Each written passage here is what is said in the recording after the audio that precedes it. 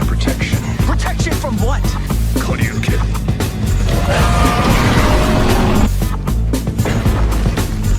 We're gonna be in the new world in no time. This is exhilarating. Get excited.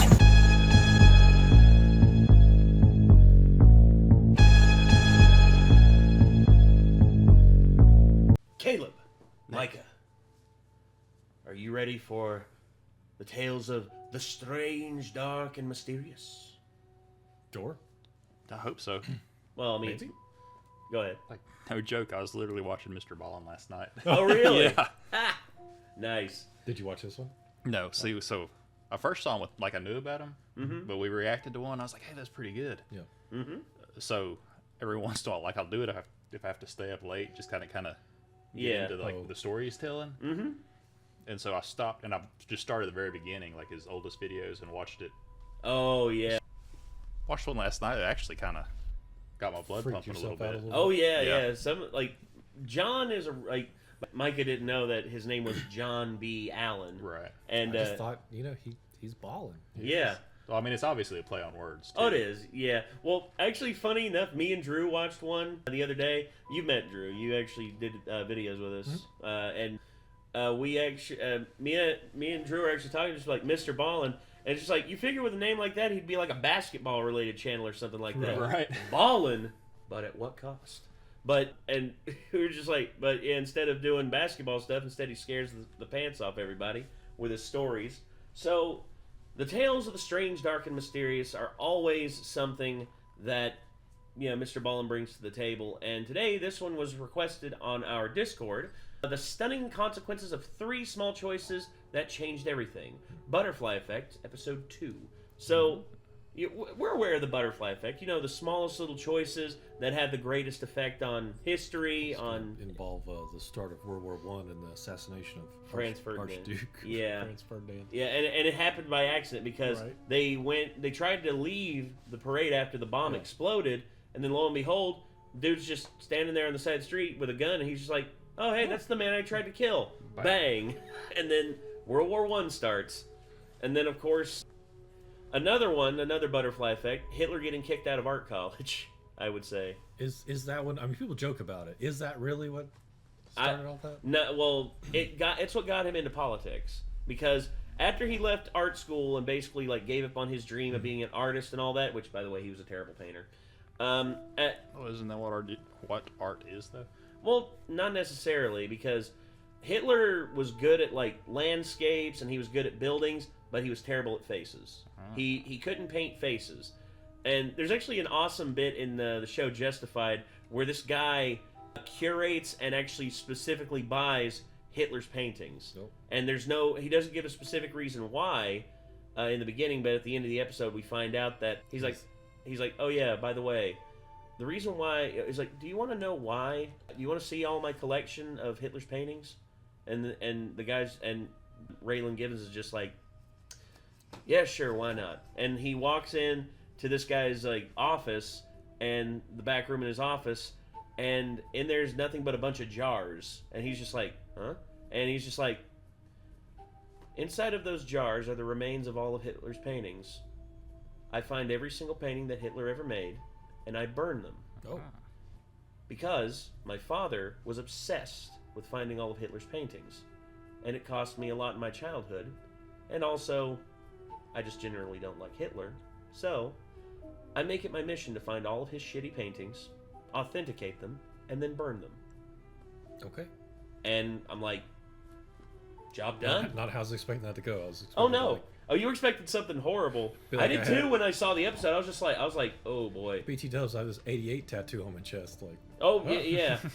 Oh, and there's some lightning bolts back Yeah. here, too. Yeah. oh, he must have liked Harry Potter twice as good. That's why he has 2 lightning bolts. Yeah. Oh gosh. Actually imagine that someone gets like the lightning bolt thing on their head, like as a tribute to Harry Potter, and people are just like, that's a Nazi symbol. It's just like, no, it's Harry Potter, bro. It's like 2 lightning bolts is Nazi symbol. This is Harry Potter, bro. What the heck are you talking about?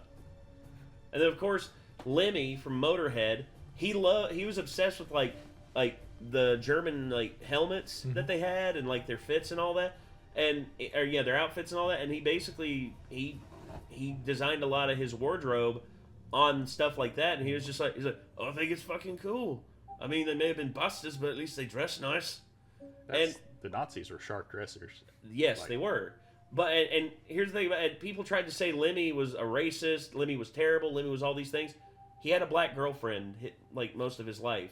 They never married, as far as I know, but he had a black girlfriend his whole life. And in all honesty, he just liked the look of their stuff. He never took on the Iron Cross or well, he did a little bit of the Iron Cross, but he made it his own thing. You know, he altered it a little bit. Well, didn't do the lightning bolts, the 88 or the red bootstrap or the red laces or the suspenders or anything like that. Well, I mean the Imperial German iconography is aesthetically popular. I mean, look at the original Gundam, the Universal Century timeline. Yeah, Zeon is obviously has inspired by Imperial German stuff. Oh, easily, and that's the strange thing about history, the different inspirations you can get from history. You want to know my biggest historical what if that could have changed everything in terms of the timeline of human history? The Greek, back in the day, 2,000 years before the modern steam engine, there was a little toy, the little sphere. It was a sphere that basically it was made of glass and it had two jets on the outside of it, and they would basically put a flame under it and it would cause the ball to spin. Yeah. Now, say an engineer in the Greek, the Greek engineers would have seen that and could have thought that, hey, maybe this could be used for propulsion, or maybe this can be used for other aspects. And it could have kick-started the Industrial Revolution 2,000 years before it initially happened. And guess what? It never did, because to them it was just a toy. And then years later, they discovered that steam actually is really effective at certain things. And they had metallurgy and stuff back then. They had iron. They could make stuff out of iron and stuff like that. So they could have potentially figured out how to do that stuff, but sadly it didn't. Yeah. And instead of being where we are now, we could have been spacefaring by now. We could have been potentially spacefaring or post singularity civilization at this point, but didn't happen. And instead, here we are, and we're coming to you through the miracle of the internet, which I still think the internet is witchcraft to a certain extent. Oh, it's very possible. Yes, I mean, we're either on your little screen on here or on your computer, and you're watching us through digital signals that aren't actually that are not really a real physical thing. It's weird. I just weirded myself out a little bit because Nate chooses to make his living on it. Of course I do, because for some odd reason, me and Micah and my mom reacting to Turn Down for What? That was the butterfly effect. That was it. That was it. Because we tried a bunch of other stuff. We tried gaming, tried all these other things. Then they said, hey, why don't you try doing a reaction to this music video? And the rest is history. And here we are, 11 years later. I still can't believe it'll be officially 11 years 3 days after my birthday. So in 4 more days. That's crazy. I know. Officially 11 years since we started doing reactions. I'm still blown away, man. And the fact that y'all have been here for some of you were here for a good portion at the beginning, and you've been here a little bit more, but dangerous on both ends and crafty in the middle. Oh yeah, exactly. I mean, I just remember that one time you showed up when we were living at the Roadhouse, and we had that skit idea that was inspired by Big Trouble in Little China. We might be trapped. Yeah. Open the door, dong, close, and you just did that smile. I'll never forget that as long as I live. Oh my gosh. But anyway, we got a video to get to, so the stunning consequences of these 3 small choices that changed everything. Let's get it on screen, and let's check it out. Y'all ready to get ballin' with Mr. Ballin'? Yeah. Let's go. Hey guys, before we begin, I want to let you know that later in this video, I'm going to be making a major announcement. So you want to stick around for that. I'll give you a hint. New content. Pretty good, okay? Yeah! As for today's videos, we're actually going to try something new. I'm going to tell you 3 stories about real people who had something totally unexpected and insane happen to them. Think like stranger than fiction, that type of thing. That not only changed their lives, but also change the lives of millions of other people too. Now, these stories are kind of a slight departure from what is normal on this channel. We know that, so please let us know in the comments what you think about this series. If you enjoy it, we will do more of them. But before we get into those stories, if you're a fan of the strange, dark, and mysterious delivered in story format, then you've come to the right place, because that's all we do, and we upload once a week. So if that's of interest to you, please sneak into the like button's house and replace all of their very expensive, nice knives in their butcher's block with plastic knives. Also, please subscribe to our channel and turn on all notifications so you don't miss any of our weekly uploads. Okay, let's get into today's stories.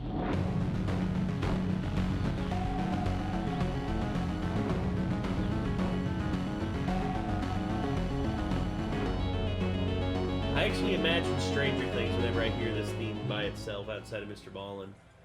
One late night in the summer of 1974, a 30-year-old man named Fred stood inside of a loud casino in Las Vegas, feeling incredibly nervous. He knew what he was about to do was a horrible idea.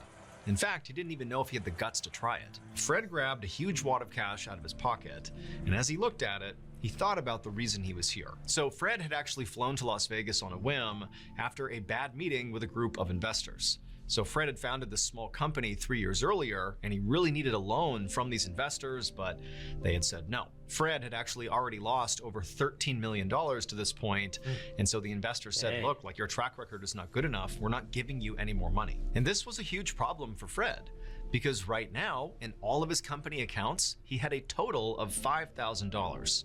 And at a minimum, he needed to pay his fuel bill for his company, which was $24,000. And that bill was due soon, so he didn't have enough money to cover it. And besides the fuel bill, he also didn't have any money to make payroll. So basically, Fred did not have any more money. And if he didn't find a way to find more money, he would have to file for bankruptcy, shut his business down, and lay off all of his employees. And so Fred really couldn't think of a worse fate here. He totally believed in this company. I mean, this was his baby. He'd invested all of his inheritance into it. But now it was about to collapse. Unless he got really, really lucky. All around him in the casino, Fred could see gamblers hunched over slot machines and over poker tables and blackjack tables, and some people looked elated, like they were having the time of their lives. And many other people looked like they were maybe having the worst time of their lives and were on the brink of tears. Fred didn't know if he'd be celebrating or sobbing by the end of this night. All he knew is he was out of options here.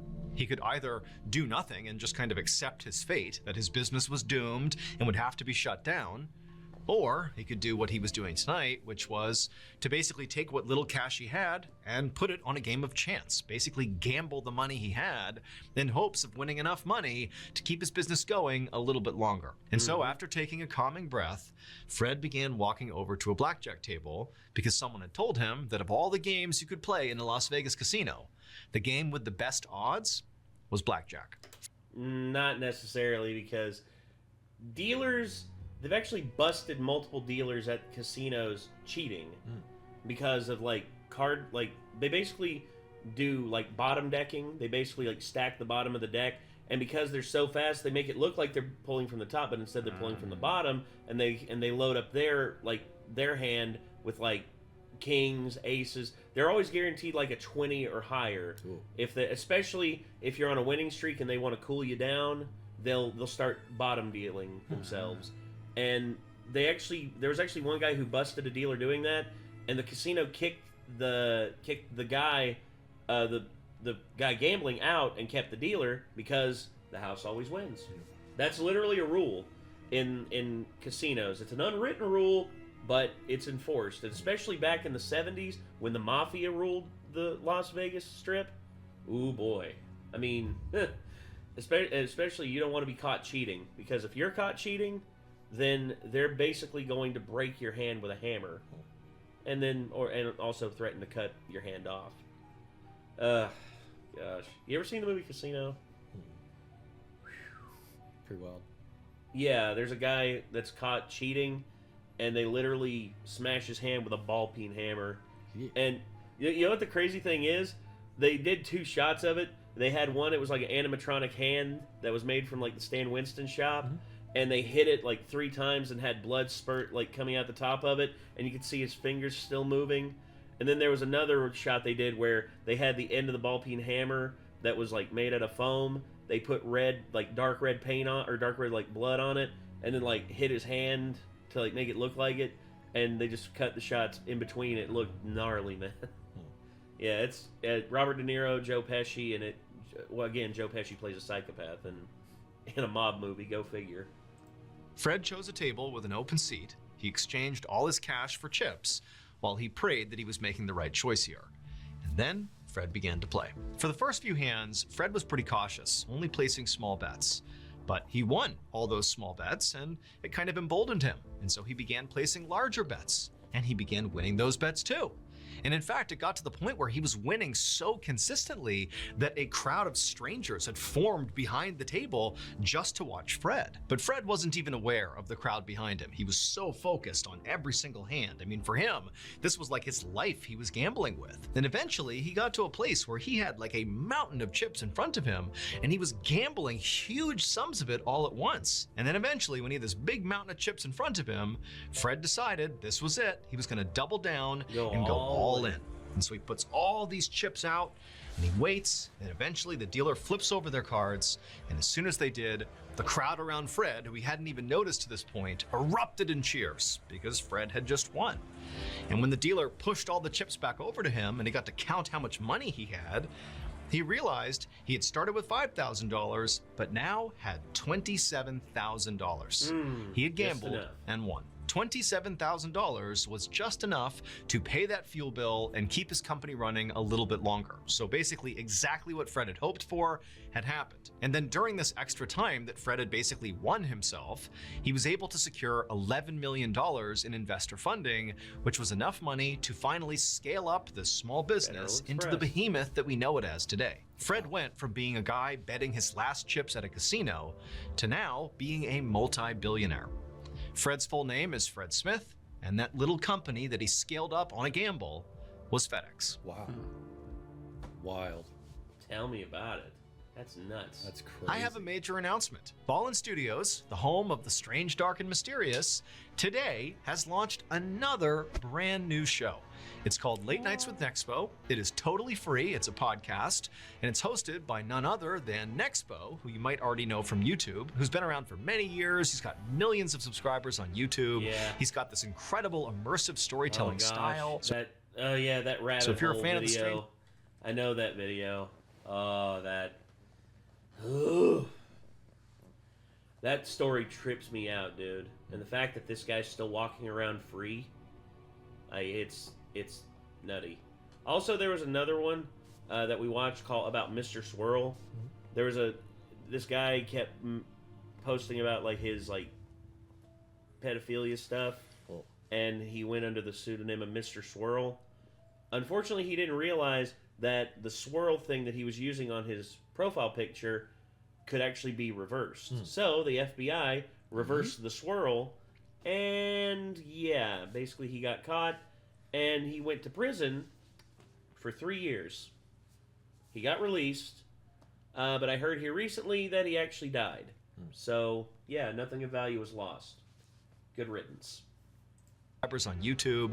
He's got this incredible immersive storytelling style. So if you're a fan of the strange, dark, and mysterious, I know you're going to like Late Nights with Nexpo. And the stories, the mysteries, the kind of bone-chilling, crazy stuff he's going to cover on this podcast will be exclusive to the podcast. So you can't get these stories on his YouTube channel. You can only get them on this Ballin Studios production.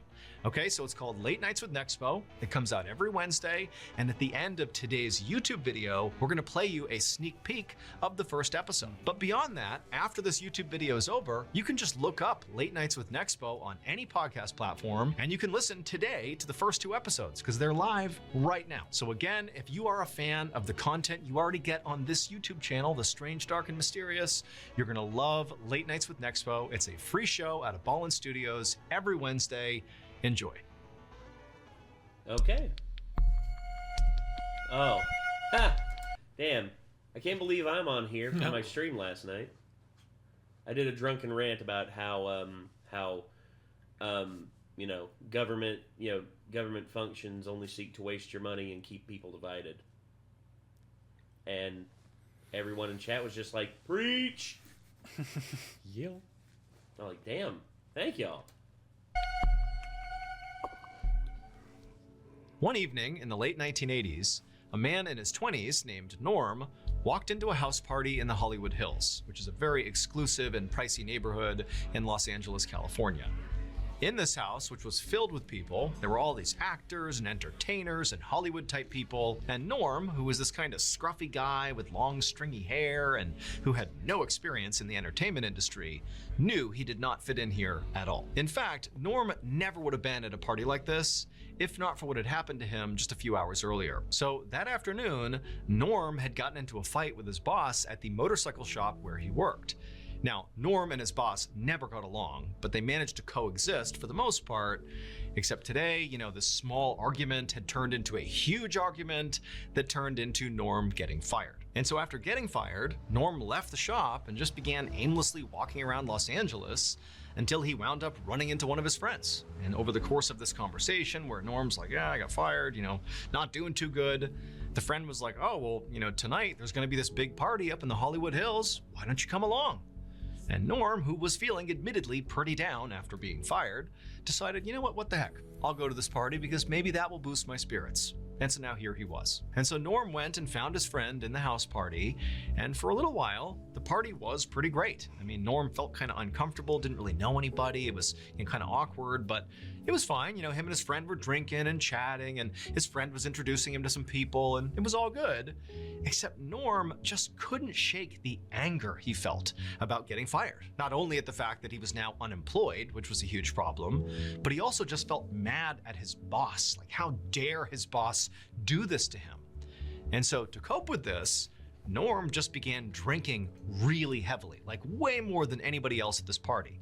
And before long, Norm was completely plastered drunk. But it would turn out getting totally smashed did not calm Norm down. In fact, if anything, it only made him more blind with rage about what had happened to him. And so naturally what he did is he departs his friend and pushes through the crowd of people, and he goes up to the second floor where there was this balcony that overlooked where basically everybody in the house was.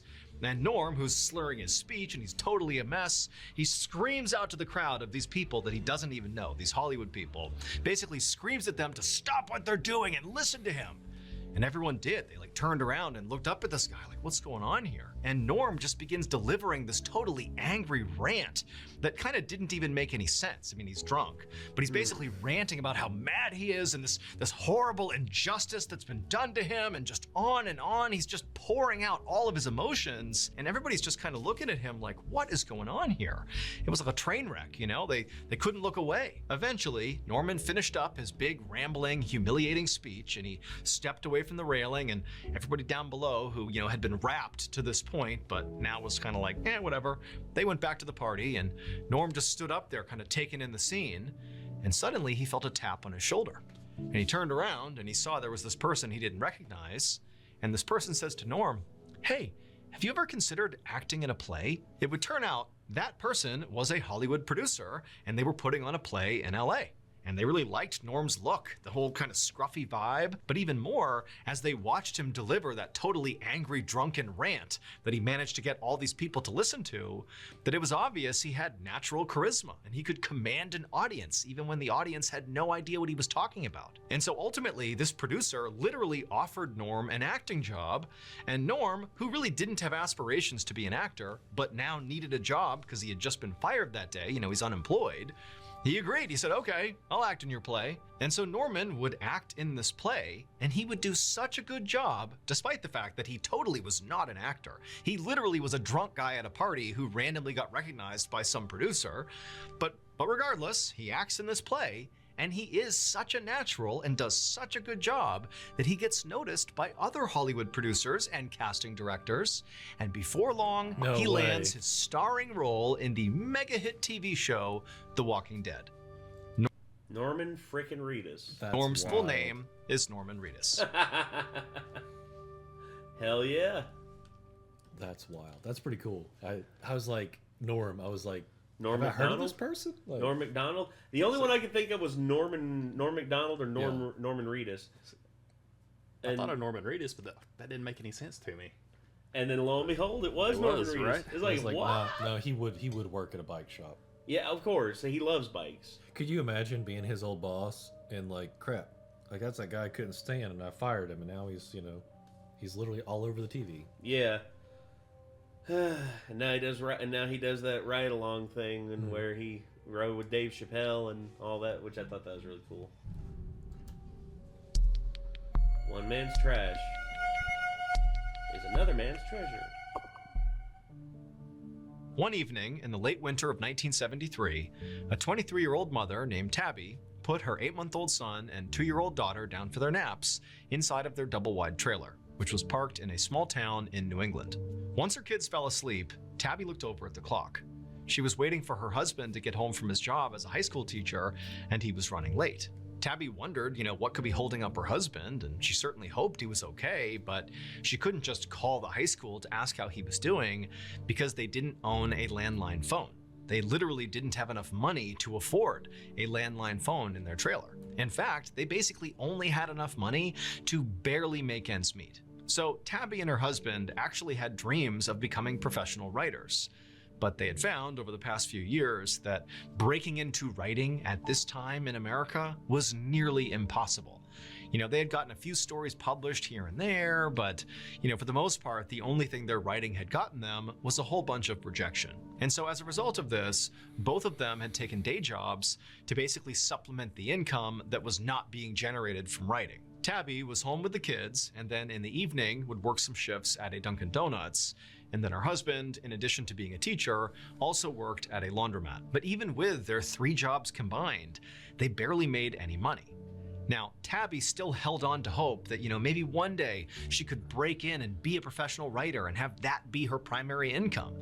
But her husband, who also, had the same dream, was over time becoming increasingly more pessimistic about his opportunity to, one day just be a writer. He sort of felt like this truly was impossible, that they'd struggle forever and he wouldn't become a writer. Tabby walked to the tiny laundry room in the back of their trailer to switch their clothes from the washer to the dryer.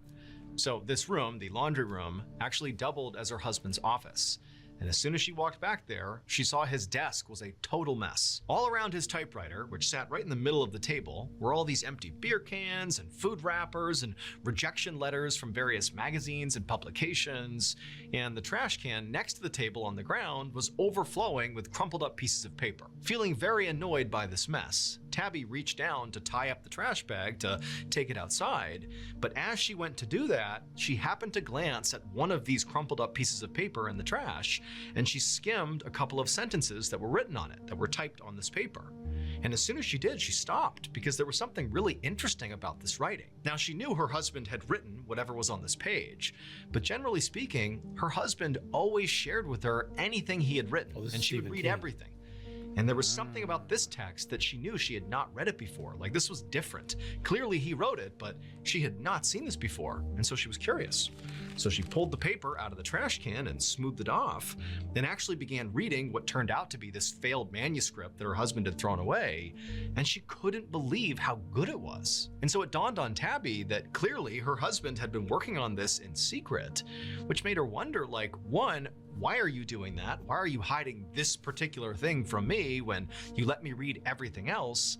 And 2, again, this is so good, why is it crumpled up and in the trash? Just then, Tabby heard the front door of the trailer open and her husband come inside. And so Tabby just took the page she was reading and walked out of the laundry room, and she held it up to her husband and she was like, what is this? Why haven't you shown me this? And to Tabby's surprise, her husband, when he realized what she was holding, just looked totally embarrassed, like he wished she hadn't seen that. And she said to him, no, like, this is so good, what's going on here? And her husband would tell her, look, like, I started writing this thing, I didn't really know what it was going to become, but I quickly realized that I don't know enough about the subject matter, and, I'm just not talented enough to finish the story, and even if I was, like, this is too weird, it's too out there, no one would publish this. And so ultimately, he had just thrown it away and not told Tabby. And in fact, he went on to tell Tabby that in addition to this being a failed project, he really understood at this point in his career that he was a failed writer. And right now, what he really needed to do was give up writing altogether and just focus on making money for the family, something they desperately needed. Tabby could see her husband was completely serious. And so she just held up this piece of paper and she said, no, this is the one. This is the one that's going to help you break through. I know it. And you know what? Even if you don't know the subject matter, I do. I can help you with that. And together, we can make this a full-length novel. You gotta see it through. It's too good not to. And so, at Tabby's insistence, that's what her husband did. He would spend several months working with Tabby to finish this novel, and by the spring of 1974, it was done. And so, that same spring, they began shopping the manuscript around to different publishers, really having no idea how anybody was going to react. But they were both totally blown away when one of the major publishers they sent this thing to came back and said, not only will we absolutely print this book, but we'll also give you a $400,000 advance, which in today's money is $2.5 million. A massive, massive book deal by any standard. And so the young couple was totally thrilled. They took the book deal, the book got published, and with the money they got, they were able to move out of their double-wide trailer, and they were able to purchase a landline telephone. But that was only the beginning. Tabby's decision to pull that crumpled up piece of paper out of the trash can and force her husband to turn it into a novel would prove to be a good one, because her husband would go on to become arguably one of the most famous writers in the world. That story, the Tabby saved from the trash can, would go on to become the iconic horror novel Carrie. Tabby's husband was none other than Stephen King. This is pre-cocaine Stephen King, so yeah. When he was writing like 4 books a year because he just didn't sleep. Yeah. Oh my gosh. Cocaine Stephen King was something different. She was also the one that got him cleaned up too, because she threatened to leave him. Yeah, I remember reading about this in I think it was On Writing. Mm-hmm. And basically he was doing so much cocaine and writing so much that she literally just told him, if you don't stop, I'm leaving you. And he basically stopped doing cocaine, and then he was only doing like 1 book a year instead of 4. So yeah. Yep. It was like, he's like, well, I only got 1 book done this year. It's like, slow year, huh? It's like just a book a year. That's insane to think about for me. So I can't even sit. I can sit down to write a script, and it takes me so much just to get through like certain scenes, and I'm like, ugh. And lo and behold, here he is writing the novel every year. To be fair, so I've read a lot of Stephen King. Not all of it, but a lot of his stuff. Yes. I think his favorite things I've ever read were his nonfiction, his On Writing and Danse Macabre, because I don't know, just he's like, he'll start off strong, and then his endings are just so anticlimactic. Lackluster. Yeah, they're such a bummer usually. Well, you look at the movies too. I mean, heck, like there's so many. He's not usually involved a lot with production of those. And the only one that he was involved with was Maximum Overdrive. He actually directed that one, and it shows because it's a goofy ass movie. And then of course, what was it? The Shining. He hated the version of The Shining that came out because one of the more successful King movies. I know, but he hated it because he said, I just don't understand why they couldn't use a croquet mallet. And well, a croquet mallet isn't as terrifying in your mind. You can make a croquet mallet terrifying. Yeah. On screen, an axe is way more terrifying than a croquet mallet. And more durable. I will say more durable. The Mist movie, I think, has a better ending than the one he wrote. I agree. You know, actually, he admitted to that. He actually said. He actually said after I was done. He said after I got done watching it, I was just like, "Crap! Why didn't I think of that?" Yeah. And dude, the ending of The Mist is just like brutal. Freaking, it rips your heart out. And this is kind of someone. I didn't absolutely hate the way The Dark Tower ended. A lot of people did. I was kind of okay with it because I didn't know how else you would end it. The book or the movie? The book. The movie was not. Well, I mean, the movie was, well, if you read the book, the movie was very clearly not the same story, but yeah. For me, I'm just never. I never got over what Beverly had to do. That was weird. That was messed up, dude. Yeah. I'm like. And also, the ending is just not. Yeah. It's not great. Not satisfactory. Well, I guess thank your wife, Steven. She's why you got a career and why you're still alive. Yep. Facts.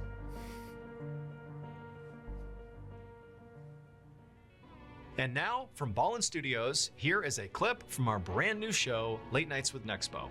You can find this show on any podcast platform, so when you're done listening to this, go find it, give it a follow, and tune in every Wednesday for new episodes. Enjoy.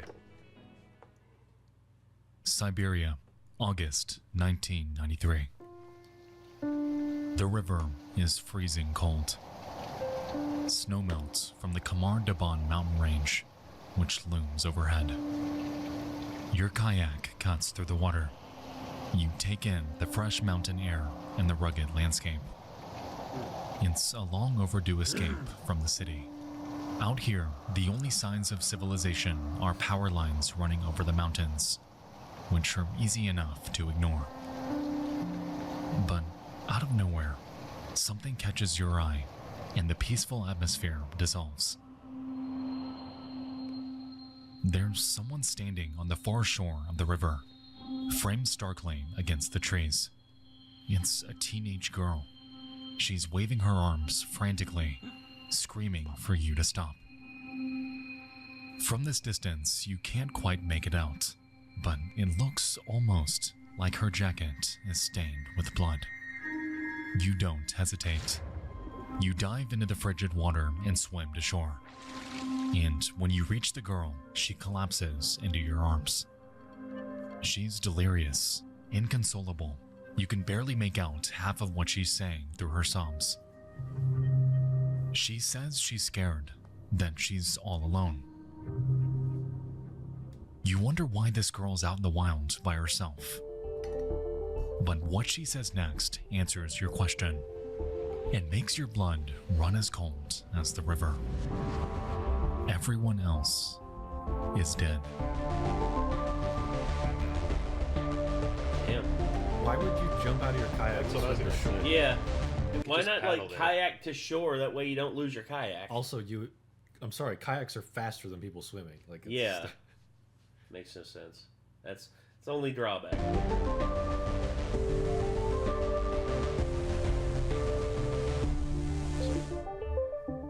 Was it Siberia, that camp you were talking about? Where You can everyone find this died, show on any podcast. like mysteriously. Yeah, the Devil's Pass incident. in Oh Siberia, yeah, dude. Everyone. where they said it was an avalanche. Yeah, but it wasn't. It was Is that what something they're else. talking about? I don't Maybe. think so. Yeah, Well, something different. no, because I think they were all men and they were camping. They weren't near a river Yeah. I because don't they know. like cut their way out of their tents and stuff. Some of them. Podcast platform. Go find it, give it a follow, and tune in every Wednesday for new episodes. Thank you so much for watching. Let me know what you thought of today's episode in the comments.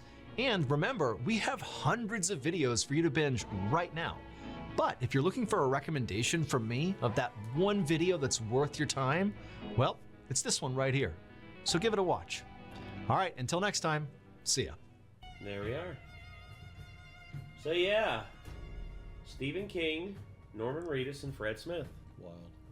I mean, that's pretty crazy, man. It's pretty crazy that all of them happened just by chance.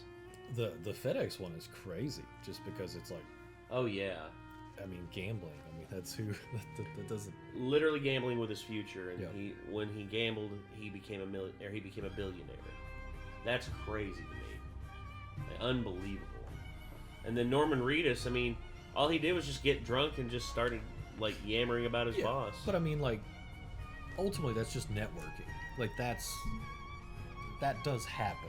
You know? Yeah, that's public Now, performance. you know, a first-time unpublished writer getting, you know, an advance like that, you know, how Stephen King did. That's pretty amazing. Oh, it's crazy. And I guess the publisher thought it was just that good Yeah. to give him a $400,000 advance. I mean, that's shoo. I really couldn't imagine writing something like that and getting paid that much money. Right. Be Ooh. Imagine being the publishers that like rejected his stuff before then, or like the publishers that rejected J.K. Rowling's Harry Potter. Yeah. You know. Or you being the dude who just fired Carlos Santana right before he released Supernatural, like the biggest album of like the late '90s. Or like beat Bill Gates and having listened to Warren Buffett. Oh my gosh. Because if he had just kept all his Microsoft shares, he'd be the world's first trillionaire. Yeah. Oh my gosh. Once Well, might be again, in worse shape if he kept all those shares. Fair. I mean, yeah. just saying. Pick your friends wisely. Mm-hmm. And I look at Elon Musk, and I look at Bill Gates, I look at Jeff Bezos, I look at all the people who are like at the top of the heap in terms of their net worth, and I just think to myself, those people are just they have so much wealth under them that it's just, I would imagine like a normal life would just be impossible at that point. Like a normal life of just anything like it would just be impossible. Well, I mean, at the end of the day, you're still flesh and blood, right? Yes. I mean, you can lie to yourself all you want, but.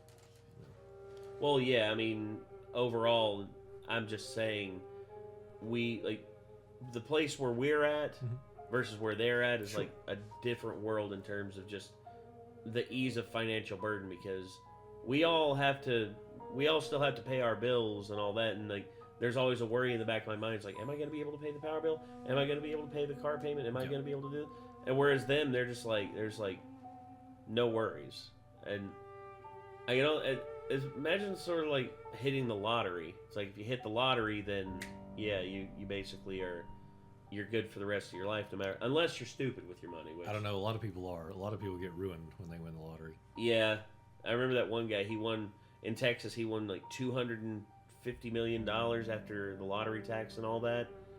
And within, I think, 10 years, he had only about 10 million left because of bad investments with family members that basically just took his money and ran. Bad investments with friends who basically just took the money and ran. He invested in like all of these properties that basically were worthless and devalued over time. It's like, wow, dude. I think it was during the, like, he bought all of them right before the housing bubble collapsed in 2008. And then as soon as that happened... I mean, to be fair, at least he tried. I mean, investing in real estate, pretty smart. It's almost a surefire way to make money. But it's just bad luck on his end that he didn't have trustworthy people around him, and because the economy literally tanked as soon as he decided to get into real estate. Well, that's just the luck of the draw sometimes. And yeah, so what did y'all think of that Mr. Ballin video? Pretty interesting stuff. You know, three people that we're all familiar with on certain levels. Like, more familiar with Norman Reedus and Stephen King than I am with Fred. But but when you hear FedEx, you're like, yeah, because I see FedEx trucks all the time on the road, and to think that business could have basically not existed, if not for that guy gambling and getting $27,000. That's insane. But yeah, I guess let us know what y'all thought about it. If you want to see more from Mr. Ballin, click up here. It'll go directly to his channel. If you want to subscribe to us, please click right here. You'll probably see the logo in front of these microphones. And if you want to see a random video, I think there's a random one in front of Micah and Caleb over there, so y'all can check that out. Check out our D&D stuff here, and yeah, be sure to leave a like on the video. That's the only way these videos get pushed out there. So, till then, everyone, I'm Nate. Micah. Caleb. Be good people. Take care.